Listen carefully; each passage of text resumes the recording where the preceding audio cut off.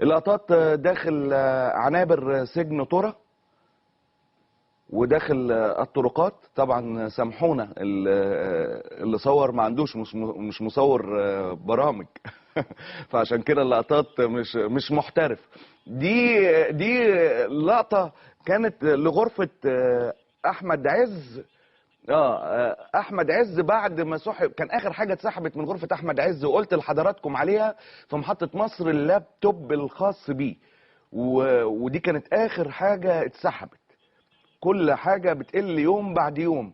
دي لقطه للغرفه بعد التعديلات الاخيره. دي لقطه لغرفه احمد عز، كان نفسي يستنى عليها سنتين، ولكن دي اللي ملكنا. كان اخر حاجه اتسحبت من غرفه احمد عز هي اللابتوب، واصبحت الغرفه عاديه جدا جدا جدا. بعض الناس بعت، بشكرهم جدا، ولكن في ناس بتسأل بتقول طب واحنا هنستفيد ايه؟ الناس تطمن والناس تعرف، ان الحكايه فعلا حقيقيه. ولما يكون الحكايه بالدليل الناس تطمن ان العداله في طريقها الصحيح.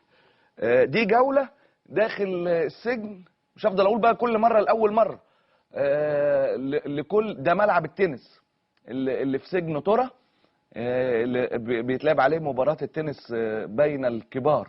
على فكرة عاملين لكم تقرير عن لسان الوزراء في الساحل الشمالي وازاي حالته السنة دي، وسبحان مغير الأحوال وسبحان المعز المذل. ازاي لسان الوزراء كان في فيلة فتحي سرور بيطبخ كل شيء في مصر، وشوفوا السنة دي حال لسان الوزراء هيكون ايه. ده بعد قليل. الجولة على مهل اهو، وسايب حضراتكم تشوفوا بعينيكم كل أروقة وتفاصيل من داخل سجن ترى. بيقولوا لي في العربية ايوه الكبار جايه الصور. الاول بنشوف السجن وبعرض بعض رسائلكم كمان ده بالصوت من جوه. صلاح منتصر بشكرك جدا، بيشكرنا على المجهود. محمد شوقي الحمد لله على السلام، بشكرك جدا. فرجنا يا معتز، خلي الناس تفرح، مش تفرح، الناس تطمن. قلنا ومن اول لحظه اللهم لا شماتة. الناس كان عندها تشككات ان الناس موجوده جوه، ولما ظهرت صور قبل كده قالوا ان هي صور متركبه، والفيديو اكبر دليل. والفيديو هيبقى متاح لكل الناس في العالم بقى، يقدروا يحللوا ويقدروا يقولوا الفيديو سليم ولا مش سليم، وهل من سجن ترى، وهل الاشخاص دول هم الاشخاص الحقيقيين ولا لا. كل ده موجود. بينضم لي على التليفون واحنا بنشاهد هذه اللقطات الدكتور ايمن نور. دكتور ايمن اهلا وسهلا بيك. اهلا بيك يا معتز. انا اسف ان انا اخرتك على التليفون شويه يا دكتور. بالعكس انا عايز اهنيك على هذا السبق، لان ده سبق بكل المعايير المهنيه والحرفيه، هو سبق كبير جدا لبرنامجك ولمحطتك، فاهنيك على هذا السبق. وبقول دايما بنتعود منك على الامور فوق المعتاده. ربنا هذا الشريط فوق المعتاد. وانا دي اول لقطه وحضرتك بتتكلم لفتح سرور داخل سجن ترى، وهتيجي لقطه وهو قاعد مع اصدقائه داخل في دي الطرقه اللي موجوده امام العنبر بتاعه في سجن ترى. اكتشفنا يا دكتور ان بدات الحكايه تقل بشكل كبير، كل الرفاهيه بتنزع يوما عن يوم. عندك معلومات عن ده تؤكد لنا ده؟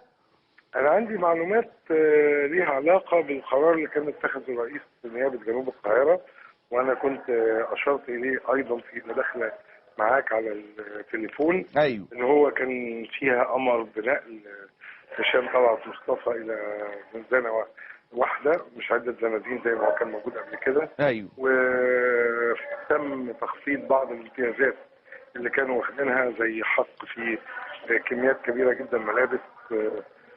كان في 12 حقيبة ملابس مع هشام، أظن خرجهم رئيس النيابة، وعاد مرة أخرى للتأكد أنه بالفعل الحاجات دي خرجت خارج السجن. كذلك كان في كلام عن مايكروويف ولابتوب في زنزانة أحمد عز، وأظن أن هم أمروا بخروج اللابتوب لأنه وسيلة اتصال طبعا، وممنوع وسائل الاتصال في السجن. كان أنا بس اللي عايز أقوله ان انا بشهد ان هذا التسجيل صحيح. فعلا في ملعب تنس في هذا السجن، وهذا الملعب كان مخصص يعني الحقيقه للكبار في وقت ما كنت انا موجود، اللي هم كان هشام طلعت مصطفى تقريبا هو الوحيد اللي كان بيرتاد هذا الملعب بشكل منتظم. انا اشهد اني كنت اسمع صوت كرة التنس من المكان اللي انا محتجز فيه، اللي كان ممنوع فيه ان انا اغادره او اصل الى هذا الملعب.